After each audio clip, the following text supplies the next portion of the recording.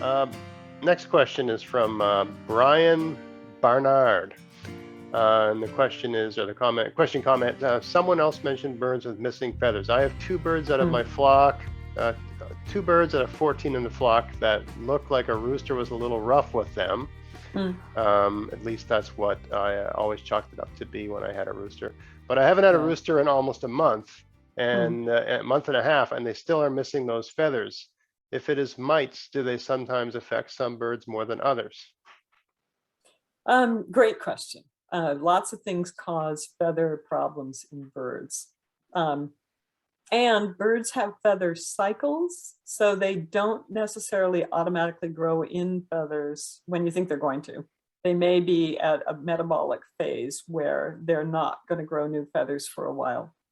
Additionally, birds sometimes molt, and generally birds will do that every year or 2 years, depending on feed and a number of other factors.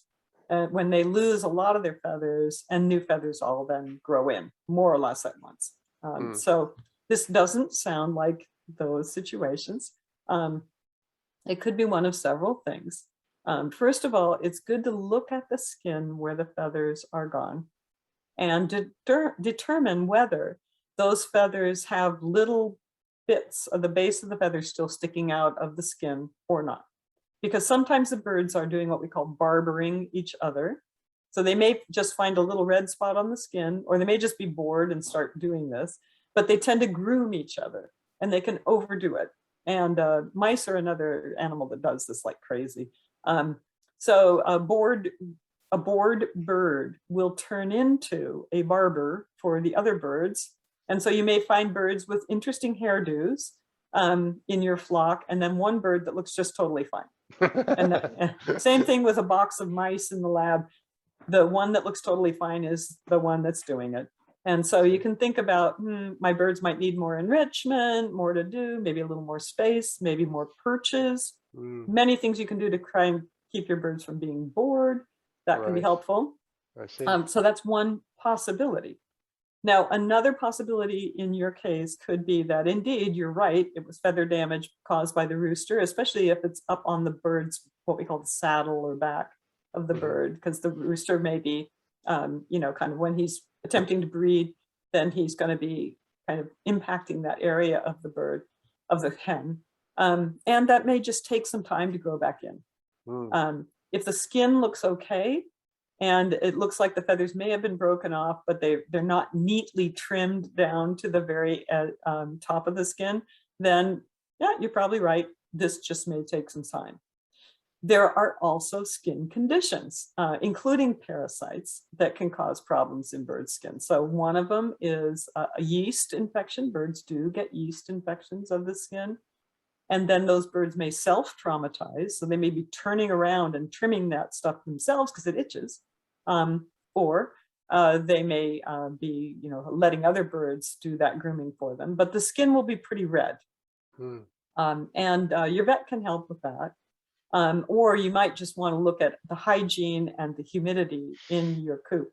A lot more cleaning maybe, and maybe more ventilation, a little more direct sunlight for your birds may just be fine. You don't want to over medicate birds. Don't medicate birds unless you have to, and do not use human or or companion animal drugs on your birds. These are animals that have very different physiology, and they're also food producing animals. So we don't want to ever forget that. And there are rules about that. Mm. And then parasites. So ectoparasites, outside parasites, there are several that are really, really super important with your birds. Some cause big accumulations of dead skin on the legs. A scaly leg mite, that's a nasty one. Hopefully you don't have that. There are a few of them that we can also be affected by, even briefly, and scaly leg mite is one of those. So if you see that happening in your flock, you might want to talk to your vet about getting a diagnosis of what it is and treating it appropriately. And then there are several different chicken mites that live on the chicken and in the environment. So there's northern fowl mites and and also poultry mites. And they're pretty different. They look a lot alike. but one of them tends to spend time just on the chicken, and the other one tends to spend time in the coop itself, and then to kind of pounce on the chicken at night when they roost. And so they're somewhat different things that you do to deal with them as well. So it's good to know which one you have. And sometimes that takes help. Cooperative Extension here at University of Maine, we have some of our folks in the Integrated Pest Management, IPM group. They can do the diagnostic differentiation of mites if you send them. I'm not sure if they take stuff from Canada. Maybe we can find out. But you may be able to find somebody locally to help you with that. So I'm always about prevention. So again, hygiene of the coop. Birds they love to dust bathe. And that means they like to roll around. They look like they're dead. You know, they kind of lie on one side and they flop their wings around and they rub around in the dirt if there's some available to them.